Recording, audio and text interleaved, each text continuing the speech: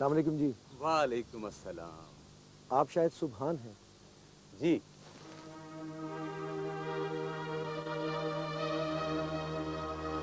लेकिन साहब जी, आजकल दरिया में पानी कम है, मैं आपको किश्ती की सैर नहीं करा सकता।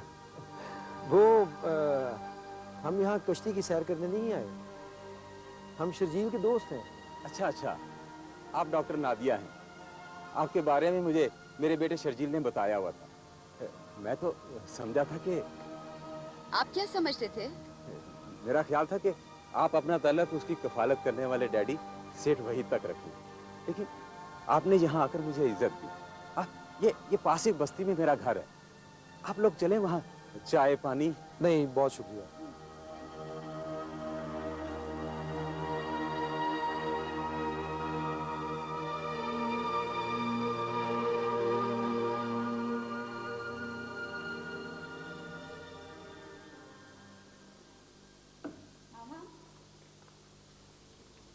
हाँ, मैं बाजार जा रही हूँ। आपको कुछ मंगवाना है तो बता दीजिए। मंगवाना तो मुझे कुछ भी नहीं, लेकिन जरा जल्दी आ जाना, वो शाम को शर्जील के पेरेंट्स आ रहे हैं। शर्जील के पेरेंट्स? हाँ हाँ। कौन से वाले? असली वाले या नकली वाले? क्या असली वाले नकली वाले? ये क्या बुझारते भिजवा रही हो तुम? मामा, शर्जील काफी अरसे से मेरे साथ एक ड्रामा कर रहा है। क्यों ना आज मैं भी उसके साथ एक छोटा सा ड्रामा करूं? सस्पेंस।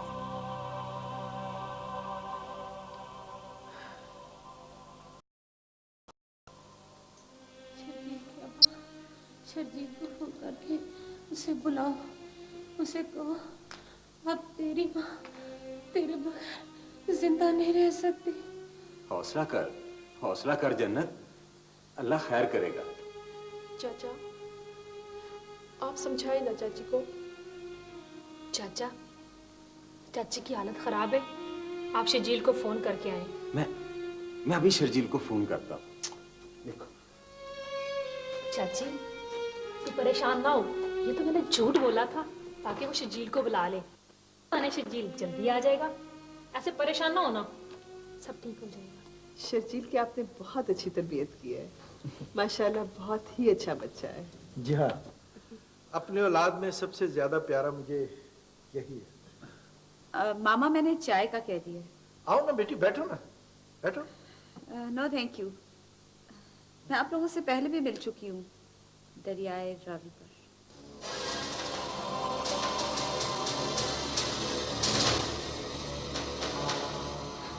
अंकल तो बहुत चेंज लग रहे हैं। मल्लाहों वाले कपड़ों में और इन कपड़ों में बहुत फर्क है।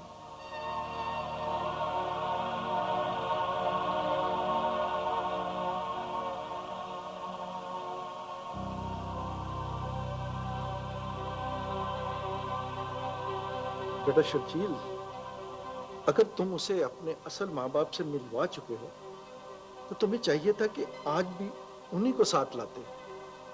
ये झूठ बोलने की क्या जरूरत थी? नहीं नहीं अंकल, ये तो झूठ बोल ही नहीं सकते। ये तो बहुत सच्चे इंसान हैं, बल्कि सच तो इनकी पहचान है। वाकई तुम दोनों में बहुत अंडरस्टैंडिंग है।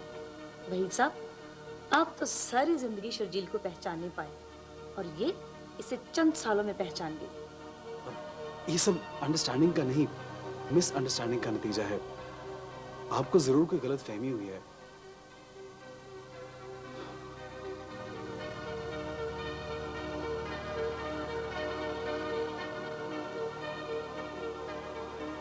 बेटा तुमने तो ख्वामख्वाह हमें इन सब के सामने शर्मिंदा किया।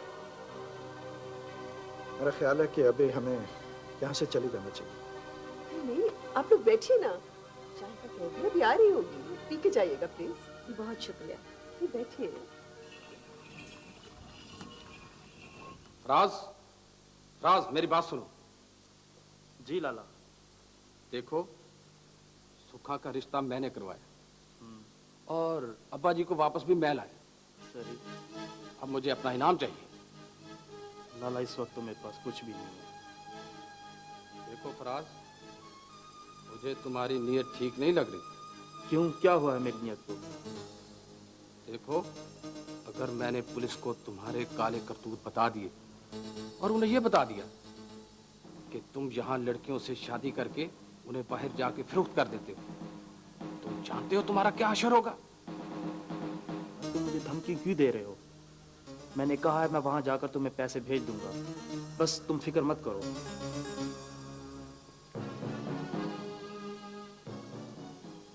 मैं तुम्हें शर्मिंदा करने नहीं आई शुची।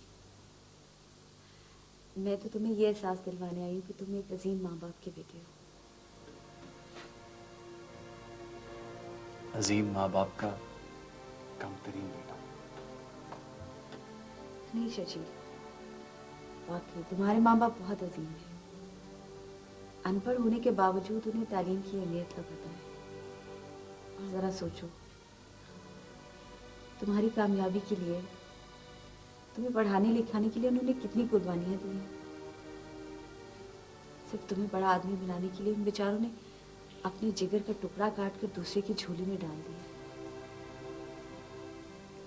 तुम ठीक कह रही हो नादिया, लेकिन ये भी तो सोचो कि जब यही पढ़े लिखे लोग दरिया की सैर करने जाते हैं तो मेरे बाप को कमतर और हकीर समझते हैं। और तुम भी अपने आप को उन्हीं लोगों की फहरिस्त में शामिल कर रहे हो, है ना? क्योंकि मैं भी अपने आप को कमतर और हकीर समझने लगा था। जिन्होंने मुझे पाला है उनकी दौलत की चकाचौंध देखकर मैं अंधा हो गया था नादिया। किसी को पहचान ही नहीं सका। इसी बात का तो अफसोस है कि तुम मुझे भी नहीं पहचान सके।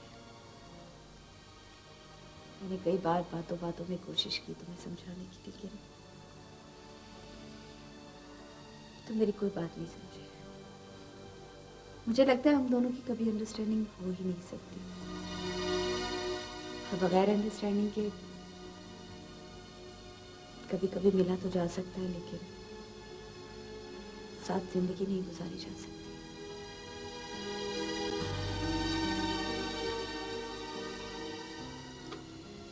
अच्छा, अब मैं जा रही हूँ, फिर मुलाकात होगी। हाँ, शुक्रिया।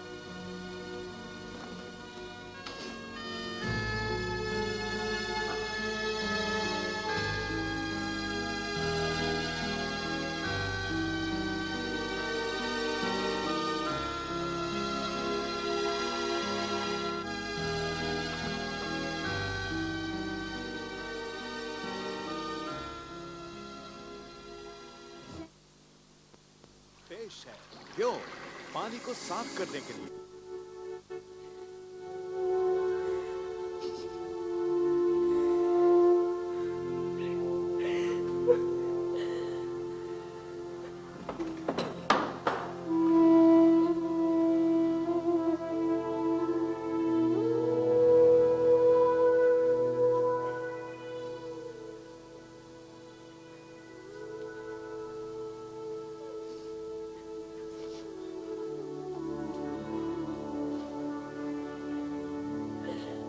बेटा, तुम्हारी माँ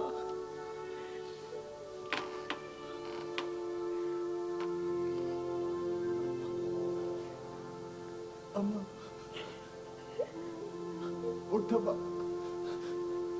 तू आंखें खोल।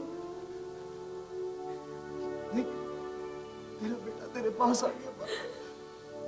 हमेशा के लिए। अम्मा,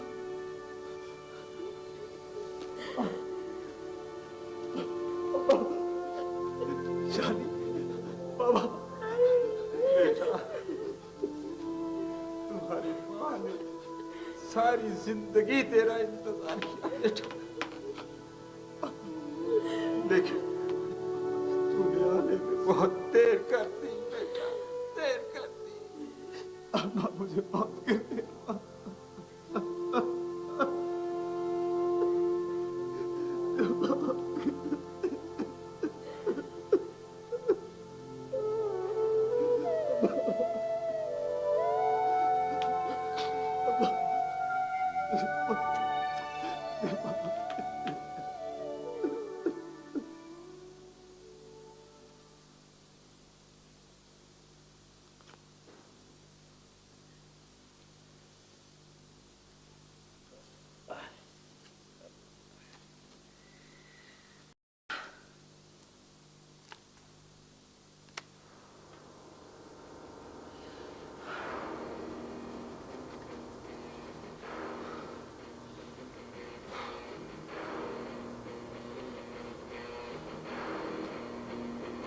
शादी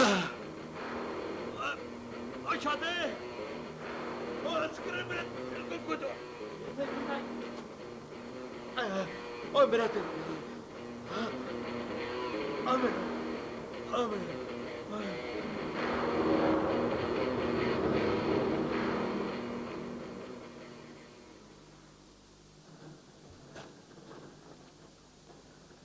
अच्छा बाजी, अब हमें इजाजत, हमने वापस दुबई जाना है।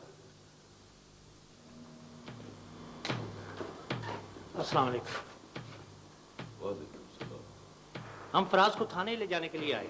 थाने पर किस जुर्म में? हमें इत्तला मिली है कि तुम यहाँ पर मासूम लड़कियों से शादी करके बाहर ले जाते हो और फिर उन्हें तलाक दे देते हो और फिर भारी रकम लेकर उन्हें मुलाजमा के तौर पे भेज देते हो। ये दुरुस्त नहीं है, ये मेरे किसी दुश्मन की चाल है।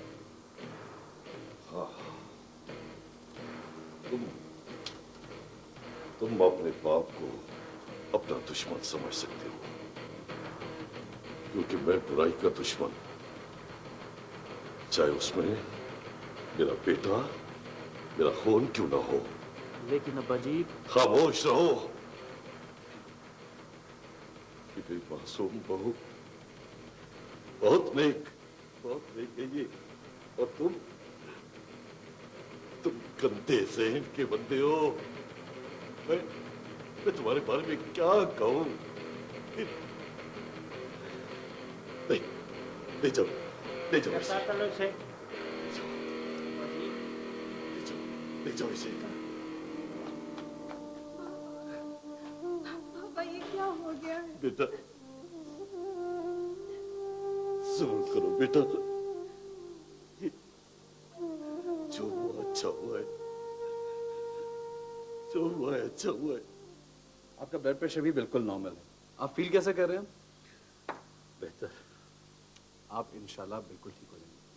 और ये तो बहुत अच्छा हुआ कि नादिया ने वक्त पे आपका इब्तिदाई ट्रीटमेंट किया।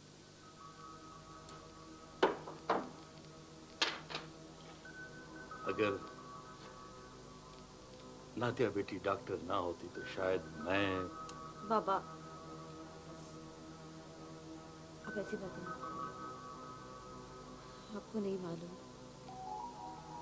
परसों आपकी जुदाई मैंने किस तरह बर्दाश्त की है। अब नहीं, अब तो मैं आपको सेहतमंद और खुश देखना चाहती हूँ। खुश?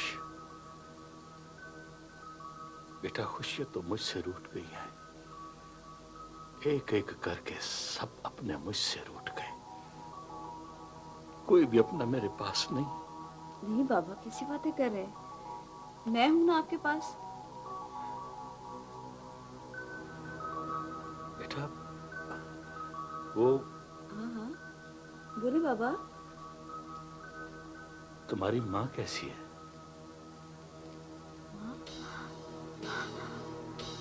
आपने माँ के बारे में पूछा है? बिल्कुल ठीक है बाबा, आपको बहुत याद करती हूँ।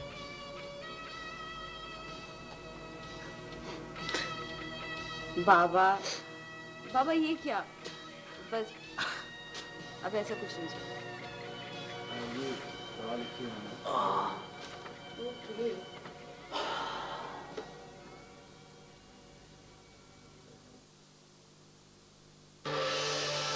वालिद का साया सलामत रखना, मंसूर को सेहत और जिंदगी अता फरमाना, मंसूर को सेहत और जिंदगी अता फरमाना। अस्सलाम वालेकुम मामा। वालेकुम सलाम। बेटा तुम्हारे अब्बू कैसे हैं? बाबा काफी बेहतर हैं, वो आपको याद कर रहे थे। अब तुम जाओ ना, तो मेरी तरफ से भी पूछ लेना। आई एम सॉरी, मैं ऐसा नहीं करूँगी, इसलिए कि इंसान को अपने काम खुद करने चाहिए। क्या मतलब है? मतलब यह कि बेहतर यही होगा कि आप पापा से खुद जाकर मिलें। नहीं नादिया, तल यादों के बोझ तले मेरा दम घुट रहा है। उनका दर्द तो सबको नजर आता है, लेकिन मेरे दिल का दर्द वो उसकी कसक सिर्फ मैं ही महसूस कर सकती हूँ। मामा, तल्ख यादों का बोझ सर से उतार दीजिए, दिल खुद ब खुद हल्का हो जाएगा। और जो भी किसी को माफ करने से हम उस पर एहसान नहीं करते, अपनी भी काफी टेंशनें कम हो जाती हैं।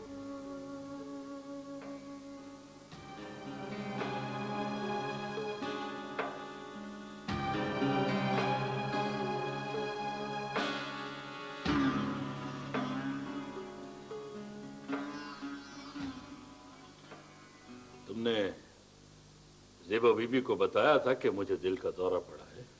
जी खान साईं, मैंने बताया था। तो फिर वो क्यों नहीं आई?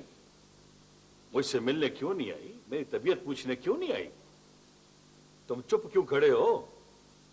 बताओ ना, क्यों नहीं आई वो? ओए बोलो। सही उन्होंने कहा है वो अब आपके पास नहीं आएंगे। सही मैंने कहा है वो आपके सर के सही हैं, लेकिन क्या? सही उन्होंने कहा है जो जायदाद मेरे नाम नहीं कर सके, अब वो मेरे कैसे बनेंगे?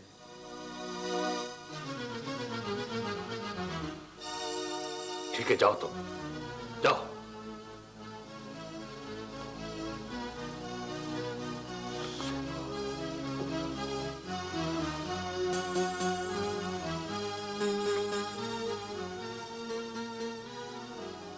पासवान, मैं ये पता करने आया था कि तुम काम पर क्यों नहीं आ रहे?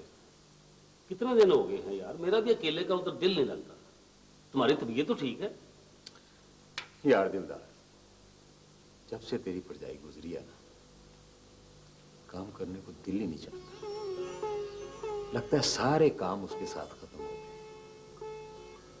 एक शामी, एक मैं और ये घर, किसके लिए काम करूं? मैं देखता हूं। भी कौन आया है? जमाल।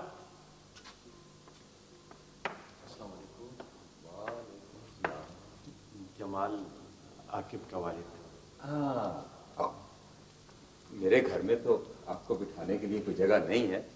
नहीं। देखिए, ना मैं साहब हूं और ना ही मुझे बैठने के लिए कोई खास जगह चाहिए। मैं तो बस आपके साथ ही बैठूंगा। शहनाज अक्सर आपका जिक्र करती है, आकिब की तो हर वक्त बातें करती रहती है। सच तो ये है, शहनाज की देखभाल और मोहब्बत की वजह से वो इस गम से निकल सका है। जमाल साहब, शहनाज बिन माँ बाप के बच्ची है, इसीलिए बच्चों पर प्यार लुटाती है। दरअसल मैं आपके पास एक दरखास्त लेके आया हूँ। दरखास्त? कैसी दरखास्त? दरअसल ये तो मेरे माँ बाप का काम है, लेकिन वो जिंदा नहीं है, तो मैं आपसे एक दरखास्त करता हूँ और मैं शहनाज का रिश्ता लेने आया हूँ। ताकि वो आपके बच्चे की निगाहदाश्त कर सके। नहीं, उसके लिए तो मैं आया भी रख सकता हूँ। हकीकत ये है कि शहनाज में वो तमाम खूबियाँ मौजूद हैं जो मैं अपनी बीवी में देखना चाहूँगा। और फिर आकिब भी काफी मानूस हो चुका है शहनाज से। जमाल साहब, हमें भी खुशी होगी अगर आप जैसे पढ़े लिखे और सूझे हुए शख्स से शादी का रिश्ता और हम अपना फर्ज अदा कर सकें। लेकिन पहले हमें शानी से पूछना चाहिए। आप बेहतर समझते हैं।